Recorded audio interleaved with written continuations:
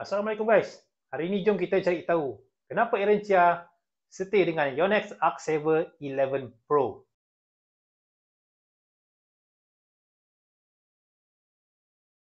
Okey guys, seperti anda tahu, Yonex dah lama keluarkan Yonex Arc Saver 11 Pro ni.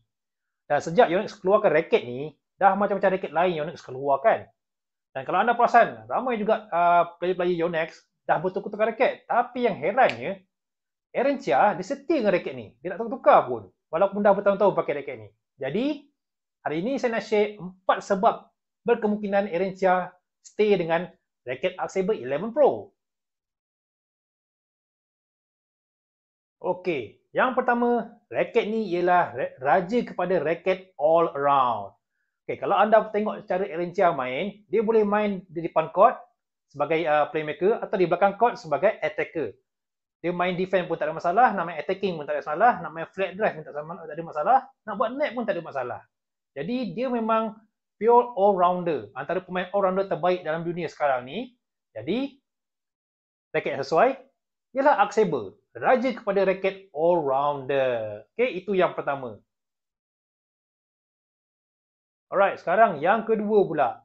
Kelebihan utama raket ni terletak pada kontrol. Okay, kalau kita tengok cara Erentia main, kekuatan utama permainan dia ialah placing dia yang bahaya, yang menyusahkan lawan. Cepat je dia nampak tempat kosong, ataupun kalau tak nampak tempat kosong pun, bola yang dihantar tu, kalau lawan ambil, mesti datang balik, bola tanggung. Senang Sohui nak smash. Jadi, untuk placing yang tepat dan membahaya, raket ni lah yang paling sesuai. Memang raket ni saya dah try. Memang macam dengan cakap, ke mana saja bola saya nak hantar, dia akan pergi dengan tepat.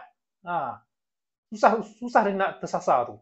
Jadi memang mantap raket ni, memang sesuai dengan Erentia punya permainan dengan kelebihan dia, iaitu placing yang maut. Okey, sekarang ni yang ketiga. Pada saya yang ketiga, selepas kontrol, speed. Raket ni bagi saya boleh menyaingi Nano Flare. Sebab saya sendiri pernah try Nano Flare 1000Z yang warna kuning tu kan. Raket tu memang laju dan raket ni tak ketinggalan juga speed dia.